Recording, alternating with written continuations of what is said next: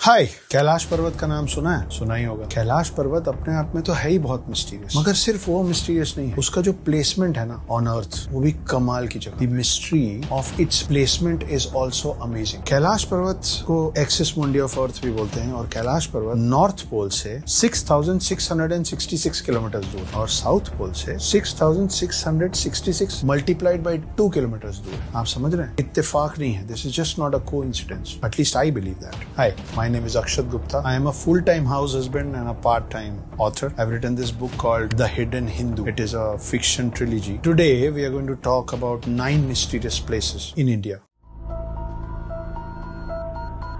अभी मैंने आपको 9 में से एक तो बता दिया है, Kailash Parvat, but we will go a little more deeper into what Kailash Parvat. बहुत सारे लोगों ने कैलाश पर्वत के बारे में बहुत सारी बातें सुनी हुई हैं। मैं कोशिश करूंगा कि मैं आपको कुछ नई चीजें बताऊं, जैसे कि कैलाश पर्वत में जाने वाले लोगों का एक्सपीरियंस कुछ ऐसा रहा है कि वहां जाने वाले लोगों के नाखून और बाल 3 गुना तेजी से बढ़ते हैं। फॉर एग्जाम्पल, अगर आपका एक हफ्ते में आपके नेल्स बढ़ते हैं तो वहां पे 2-3 दिन के अंदर वो पोजिशन आ जाता है आपके नेल्स का। और लोगों का ऐसा भी मानना है कि वहां जाने वाले लोगों का एज भी तेजी से बढ़ता है। सो वी व्हेन गो और reach Kailash Parvat, we start ageing faster. Science के पास इस बात का कोई पुख्ता जवाब नहीं। शायद ये एक और रीजन है बहुत सारे कैलाश की मिस्ट्रीज के बीच में, जिसकी वजह से हम लोग माउंट एवरेस्ट तो चढ़ पाए, जो कि कैलाश पर्वत से भी ऊंचा है, मगर कैलाश पर्वत कोई नहीं चढ़ पाता। सेकंड, मानसरोवर लेक का नाम सुना है? आई एम श्योर सुना होगा। मानसरोवर लगभग सबने सुना है। कैलाश पर्वत के फुटहिल पे है, शांत पानी। It is a lake as every other lake is, मगर it is on the highest of altitudes on earth. Mansarovar lake के बिल्कुल पास में एक और लेक जिसके बारे में कम लोगों को पता है, उसका नाम है राक्षस ताल। जो राक्षस ताल है उसका पानी खारा है, समंदर के पानी जैसा। आप इसको पी नहीं सकते, उसके आसपास में कोई वेजिटेशन नहीं होता है, उसके आसपास फूल पत्ती कुछ नहीं होती है, और राक्षस ताल में लगातार लहरें आती हैं। साइंस के पास अब तक इस बात का जवाब नहीं है कि एक ही क्लाइमेटिक कंडीशन,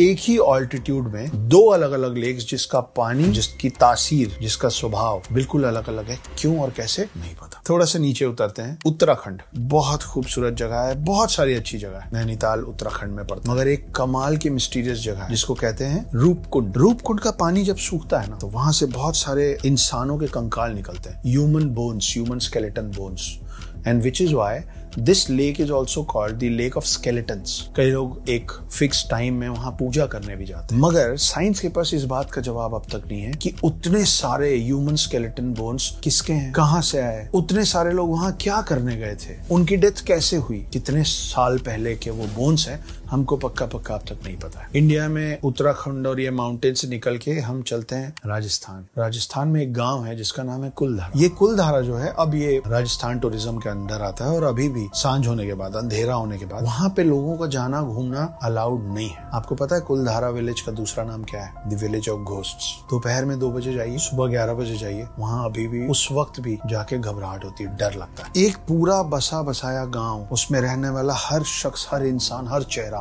सब एक रात में गायब हो गए, और हमें अभी तक नहीं पता कि एक पूरा गांव कहाँ चला गया। अब वहां सिर्फ खाली घर है। चलिए, रातों रात पूरा गांव वहां से उठ के चला गया होगा, तो राजस्थान जैसी जगह पे जब इतने सारे लोग वहां से निकले होंगे, पैरों के निशान छूटे होंगे, खाने की चीजें लेके गए होंगे, तैयारी से गए होंगे। कोई तैयारी से नहीं गया। लोगों ने खाना चढ़ाया था बनाने के लिए, जो सुबह जला हुआ मिला, जलता पकता खाना छोड़ के एक पूरा गाँव गायब। कैसे? नहीं पता। राजस्थान के पास एक खूबसूरत सा और स्टेट है गुजरात। हम बड़ी सारी कहानियां सुनते हैं ना, कृष्ण की द्वारका नगरी, और ज्यादातर लोग उसको माइथोलॉजी बोल के डिस्कार्ड कर देते हैं। सबमर्ज द्वारका सच में मिला है, अभी भी शोध चल रहा है। लेकिन आप सोचिए कि एक पूरा शहर, आप इमेजिन कर सकते हैं कि मुंबई या गोवा जैसा एक पूरा शहर डूब जाए, पानी के कई फीट अंदर चला जाए। ये सच है। कृष्ण की नगरी द्वारका थी, और कृष्ण जी ने अर्जुन से कहा था कि ऐसा होने वाला है, तो वहाँ की सारी महिलाओं को, सारे बच्चों को बचाओ, वहां से ले जाओ अपने साथ। उनको सबको अर्जुन ले गए थे, और पूरी द्वारका नगरी डूब गई। उसके अवशेष अभी भी पानी में हैं, और पता नहीं कितनी मिस्ट्रीज उस पानी में, उस द्वारका नगरी के अंदर दबी हुई। We still need to find and discover those. कोने से अब चलते हैं इंडिया के बीच में, हिंदुस्तान का दिल देखो, मध्य प्रदेश। एमपी में अमरकंटक नाम का एक छोटा सा कस्बा है। बहुत मान्यता है उस जगह की, क्योंकि अमरकंटक से एक नदी का सृजन होता है। That is the origin point of a river called Narmada. हमारे कंट्री में ज्यादातर जो नदी है वो ऊपर से शुरू होते हैं, नीचे की तरफ बहती है, नॉर्थ टू साउथ, मगर नर्मदा को पाताल नदी पे कहते हैं, क्योंकि ये सेंटर से, इंडिया के बीच से निकलती है और ऊपर की तरफ बहती है। नॉर्थ की तरफ। थोड़ा और नीचे आते हैं, मध्य प्रदेश से नीचे एक और बहुत कमाल का स्टेट है महाराष्ट्र, जिसमें है मुंबई। मगर उसमें एक और शहर है जिसका नाम है औरंगाबाद, और औरंगाबाद के पास एक टेम्पल है जिसका नाम है एलोरा टेम्पल। किसने बनाया,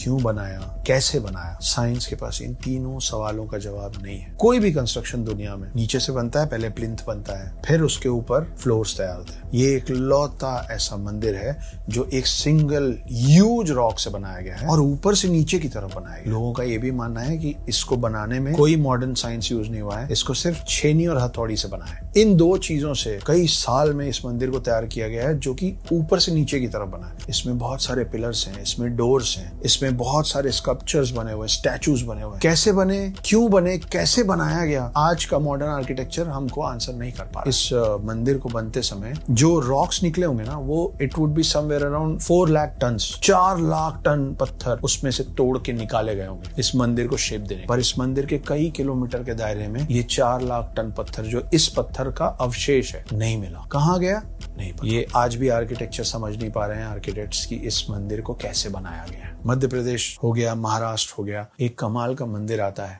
डाउन साउथ, उसका नाम है वीरभद्र टेम्पल। वीरभद्र को टेम्पल ऑफ पिलर्स भी कहते हैं। इसमें बहुत सारे खंबे हैं, जिसमें से एक खास पिलर, वो पिलर जमीन टच नहीं करता, it is the hanging pillar inside the temple. इस मंदिर में पूजा करने का और अपनी इच्छा व्यक्त करने का तरीका यह है कि इस पिलर के नीचे से चुन्नी निकाली जाती है और अपनी इच्छा मानी जाती है। ये तो नॉर्मल है। एबनॉर्मल ये है कि कई बार इस चीज को अलग अलग एराज में समझने की कोशिश की गई कि ये तो लटका हुआ पिलर है, तो एक काम करते हैं, इसको हटा दें। ये पिलर मंदिर को सपोर्ट नहीं कर रहा है, लेकिन अगर आप इस पिलर को हटाने जाते हैं तो इसके रूफ में क्रैक्स पड़ने लग जाते हैं। माने ये कि अगर इस हैंगिंग पिलर को इस मंदिर से हटाया गया तो ये मंदिर कोलैप्स हो सकता है। ये हैंगिंग पिलर का क्या सीन है, ये कैसे हुआ? जब ये सपोर्ट नहीं कर रहा है तो इसको हटाने से मंदिर क्यों कोलैप्स हो सकता है? आर्किटेक्ट्स के पास, मॉडर्न इंजीनियरिंग के पास इसका जवाब फिलहाल अब तक नहीं है। और आखिरी और सबसे इंटरेस्टिंग और मिस्टीरियस है, इस मंदिर का नाम है पद्मनाभ स्वामी टेम्पल। कई डोर्स हैं जो खोले जा चुके हैं, हर डोर के अंदर से बहुत सारा ज्वेलरी मिला है, अलग अलग समय का कॉइन्स मिले, एंशिएंट कॉइन्स, बहुत कुछ मिला है। मगर इनमें एक डोर है जिसको अब